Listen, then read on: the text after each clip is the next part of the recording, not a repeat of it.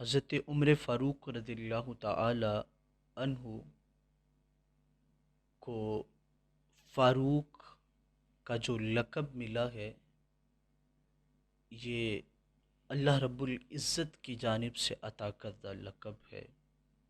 حضرت عمر فاروق رضی اللہ تعالی عنہ یہ ایسی شخصیت ہیں جن کو رب سے مانگ کے میرے حضور نے لیا ہے۔ باقی جتنے بھی حضور کے صحابہ ہیں وہ حضور کے مرید ہیں۔ حضرت عمر فاروق رضی اللہ تعالی عنہ مراد مصطفیٰ صلی اللہ علیہ وسلم ہیں۔ حضور علیہ الصلاۃ و تسلیم نے حضرت عمر فاروق رضی اللہ تعالی عنہ کے متعلق ارشاد فرمایا کہ میرا عمر جس رستے سے گزرتا ہے، شیطان بھی اس رستے کو دیکھ کے رستہ بدل لیتا ہے۔ یعنی آپ کا جلال، روب، دبدبہ اللہ رب العزت نے ایسا عطا فرمایا تھا۔ حضور کے ساتھ عشق و محبت کا عالم یہ تھا کہ حضور کی بارگاہ میں ذرہ برابر بھی بے ادبی برداشت نہیں فرماتے تھے۔ اسی وقت اس کا سر قلم کرنے کے لیے تیار ہو جاتے جو بے ادب ہوتا۔ یہ حضور کے محافظین میں بھی ہیں، حضور کے مراد بھی ہیں، اور حضور سے عشق کرنے والے ہیں، اور حضور کے دربار میں بیٹھ کے حضور علیہ الصلاۃ و تسلیم کے یار بھی ہیں۔ میرے حضور نے فرمایا ہر نبی کے دو وزیر آسمان پہ ہوتے ہیں اور دو وزیر زمین پہ۔ میرے دو وزیر آسمانوں پہ حضرت جبرائیل اور میکائیل ہیں، اور زمین پہ عمر فاروق اور ابو بکر صدیق رضی اللہ تعالی عنہ ہیں۔ یعنی حضور نے اپنا قرب عطا فرمایا۔ اور اعزاز کی بات، سب سے بڑی بات، کہ جیسے سیدنا صدیق اکبر رضی اللہ تعالی عنہ حضور کے روضہ انور میں حضور کے ساتھ ہیں، سیدنا عمر فاروق بھی روضہ انور میں حضور کے ساتھ ہیں۔ اور حضور صلی اللہ علیہ وسلم کے گھر میں حضور کے زوجہ محترمہ وہ بھی حضرت عمر فاروق رضی اللہ تعالی عنہ کی بیٹی ہیں۔ یعنی اتنے اعزازات ہیں حضرت عمر فاروق رضی اللہ تعالی عنہ کے متعلق۔ میرے حضور فرماتے ہیں حق و باطل کے درمیان جو فرق کرنے والا عمر ہے، اس وجہ سے اللہ نے اسے فاروق کا لقب عطا فرمایا۔ کیسے اس لقب سے حضرت عمر فاروق ملقب ہوئے؟ آپ فرماتے ہیں کہ ایک شخص جو منافق تھا، نہ مسلمان اور نہ کافر، یعنی دونوں جانب چلنے والا تھا، وہ اور ایک یہودی آپس میں کسی معاملے میں جھگڑ پڑے۔ جب دونوں جھگڑے تو انہوں نے کہا کہ فیصلہ حضور صلی اللہ علیہ وسلم کی بارگاہ میں لے جایا جائے۔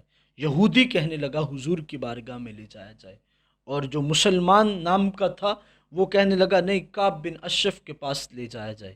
پھر بات یہاں پہ آن ختم ہوئی کہ حضور کی بارگاہ میں لے جایا جائے۔ جب فیصلہ حضور کی بارگاہ میں آیا، حضور نے وہ فیصلہ یہودی کے حق میں کر دیا، کیونکہ حق ہی اس کا تھا۔ حضور نے عدل کیا۔ جب عدل کر دیا تو باہر نکلے تو وہ کہنے لگا مسلمان میں اس فیصلے کو نہیں مانتا، میں عمر فاروق کے پاس جاؤں گا، ان سے فیصلہ کرواؤں گا۔ یہودی نے کہا چلو چلتے ہیں۔ حضرت عمر فاروق کے پاس پہنچے تو آ کے کہنے لگے کہ یہ ماجرا ہے۔ کہا حضور نے فیصلہ فرما دیا ہے؟ وہ کہنے لگے حضور نے فیصلہ تو فرما دیا ہے۔ تو کہا مسلمان کہنے لگا میں مطمئن نہیں ہوں، میں آپ سے فیصلہ کروانا چاہتا ہوں۔ حضرت عمر فاروق رضی اللہ تعالی عنہ نے کہا چلو رکو، پھر میں ابھی آتا ہوں اور تمہارے درمیان فیصلہ کرتا ہوں۔ حضرت عمر فاروق رضی اللہ تعالی عنہ اندر گئے، تلوار لائے اور لا کے اس مسلمان کی گردن اڑا دی۔ لوگوں میں بات پھیل گئی کہ ایک مسلمان کا عمر فاروق نے قتل کر دیا ہے۔ تو یہ بات حضور کی بارگاہ میں پہنچی۔ حضور ابھی خاموش تھے کہ جبرائیل حضور کی بارگاہ میں حاضر ہوئے اور آ کے عرض کرنے لگے اے محبوب، یہ لوگ جو آپ کے پاس آئے ہیں، یہ لوگ عمر کے بارے میں یہ کہہ رہے ہیں کہ اس نے ایک مسلمان کو قتل کر دیا، کہا وہ مسلمان تھا ہی نہیں، عمر نے جو کیا ہے وہ سچ کیا ہے۔ رب کا قرآن اترا، فلا وربک لا یؤمنون حتی یحکموک فیما شجر بینہم ثم لا یجدوا، اے محبوب یہ اس وقت تک مومن ہو ہی نہیں سکتے جب تک ہر فیصلے میں آپ کو حاکم نہ مان لیں۔ اور ان لوگوں نے جو ایمان کا دعویٰ کرنے والے ہیں، انہوں میں سے ان لوگوں نے ایمان کو حقیقت میں سمجھا ہی نہیں، پایا ہی نہیں، جو کہہ رہے ہیں کہ آپ کے فیصلے کے بعد کسی اور کے فیصلے کی ضرورت ہے۔ تو جو عمر نے فیصلہ کیا ہے بالکل درست کیا ہے۔ رب کی جانب سے حضرت عمر فاروق کا لقب اترا اور کہا یہ حق و باطل کے درمیان فرق کرنے والا ہے۔ تو حضرت عمر فاروق رضی اللہ تعالی عنہ کو فاروق اعظم اس وجہ سے کہا جانے لگا۔ حضرت عمر فاروق رضی اللہ تعالی عنہ کون ہیں؟ حضرت عمر فاروق رضی اللہ تعالی عنہ وہ ہیں جو حضور صلی اللہ علیہ وسلم کے ساتھ اتنا عشق کرنے والے، اتنا عشق کرنے والے کہ حضور کی ہر ادا کو اپنایا، سادگی سے زندگی بسر کی۔ ساری زندگی جب خلیفہ بنے تو حضرت عمر فاروق رضی اللہ تعالی عنہ بیت المال سے سب سے کم تنخواہ لیا کرتے تھے۔ اور کیا تنخواہ تھی آپ کی؟ آپ سال میں 2 کرتے لیا کرتے تھے جو پہن لیتے تھے اپنے وجود پہ۔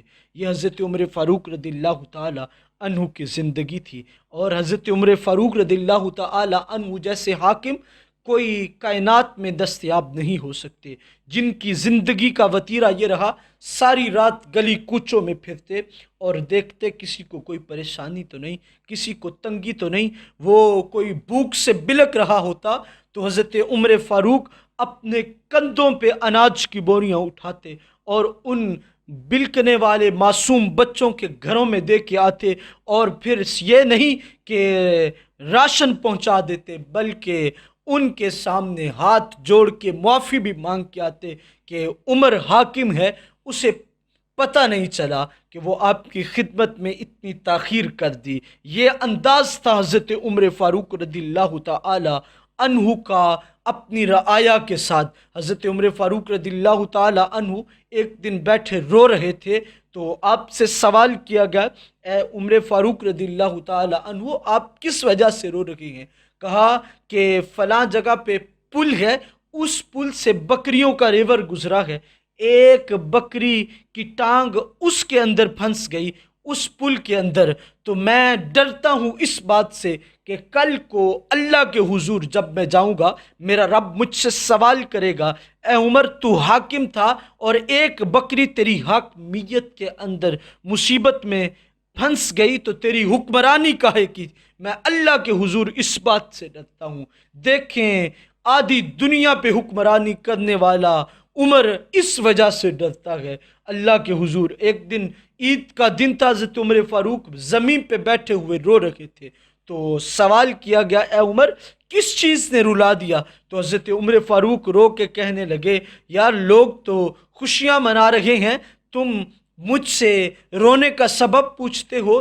ان لوگوں کی عبادتیں تو اللہ کے ہاں مقبول ہو گئی ہوں گی تو پھر خوشیاں منا رہے ہیں۔ میں تو ڈرتا ہوں اس بات سے نہ جانے اللہ نے میرے روزے بھی قبول کیے ہیں یا نہیں، میری عبادتیں بھی قبول کی ہیں یا نہیں۔ میں تو اس امر کی وجہ سے ڈر کے رو رہا ہوں کہ شاید اللہ میرے اس رونے کی ادا کو دیکھ کے مجھے معاف کر دے۔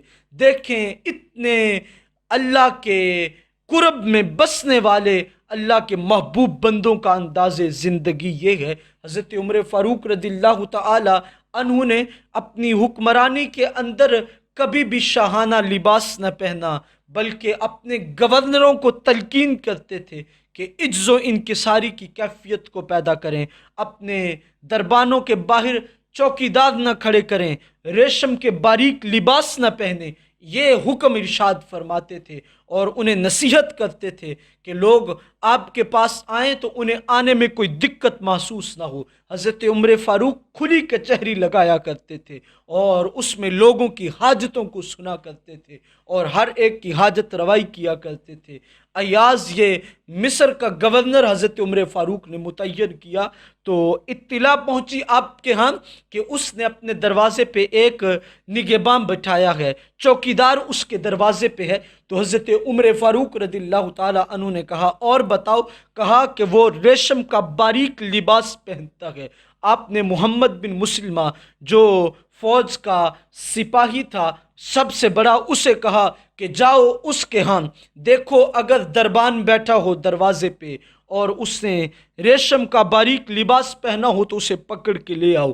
حضرت محمد بن مسلمہ جب وہاں پہنچے تو دیکھا چوکیدار بھی موجود تھا اور اس کے لباس جو پہنا ہوا تھا وہ بھی ریشم کا باریک لباس تھا۔ حضرت محمد بن مسلمہ نے اسے ساتھ دیا ایاز کو اور حضرت عمر فاروق کے دربار میں پہنچے۔ جب حضرت عمر فاروق کے دربار میں پہنچے تو آپ نے محمد بن مسلمہ سے سوال کیا، خبر دو کیا سچی خبر ہے؟ کہا یا حضرت جیسے خبر دی گئی ویسے ہی ہے۔ حضرت عمر فاروق رضی اللہ تعالی عنہ کو جلال آ گیا۔ آپ نے فرمایا اے ایاز تجھے پتہ ہے تو کس کا بیٹا ہے؟ وہ خاموش۔ کہا تیرا باپ بکریاں چراتا تھا۔ تجھے پتہ ہے تجھے عزت کس نے دی ہے؟ کہا تجھے عزت اسلام نے دی ہے کہ لوگوں کی خدمت کرے، بکریاں چرانے والے کا تو باپ ہے اور تو اپنے دروازوں پہ چوکیدار اس لیے بٹھا رہا ہے تاکہ لوگ تیرے تک پہنچنے میں ایک جگہ پہ رک کے آئیں اور تو ریشم کا باریک لباس پہن کے اتراتا پھرتا ہے۔ کہا آج سے 6 ماہ کے لیے تجھے بیت المال سے 6 ماہ کے لیے 200 بکریاں دی جائیں گی اور تو اس جگہ پہ مدینے کے اندر تو ان بکریوں کو چرائے گا۔ 200 بکریوں کو چرانے کی ڈیوٹی ایاز کی لگا دی جو گورنر مصر تھا۔ 6 ماہ تک وہ بکریاں چراتا رہا۔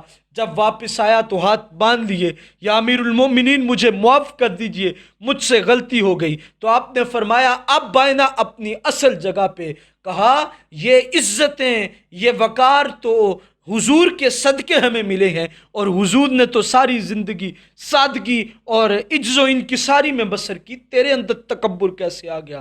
کہا جاؤ اب تجھے معاف کرتا ہوں۔ حضرت عمر فاروق نے رعایا کے ساتھ بھی اچھا سلوک کیا، جو حاکمین تھے انہیں تنبیہ کرتے تھے کہ لوگوں کی خدمت میں وقت صرف کرو۔ ایک دن حضرت عمر فاروق رضی اللہ تعالی عنہ مسجد نبوی کی چھت کی لپائی کرنے کے لیے اپنے صحابہ کے ساتھ لگے ہوئے تھے تو ایک کیسر روم کی جانب سے ایک شخص آیا جس شخص کے ہاتھ میں 3 تحفے تھے۔